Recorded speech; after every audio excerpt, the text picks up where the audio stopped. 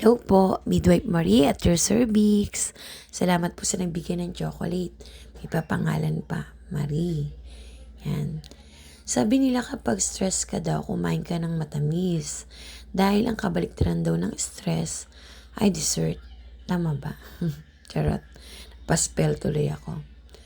Ang dark chocolate ay mayaman sa chemical na nakapagbigay alerto sa utak ng tao. Ito yung tinatawag na flavonoids. Nagpapabilis ito ng daloy ng dugo sa ugat patungo sa utak. Ito rin ang nakapagpalakas. Mahusay ding baunin ng chocolate kung ikaw ay mamamasyal. Pero tandaan na, lahat ng sobra masama. Kaya ingat pa rin po sa pagkain, huwag po sobra-sobra. Ito po si Midwife Marie at your cervix. Salamat po.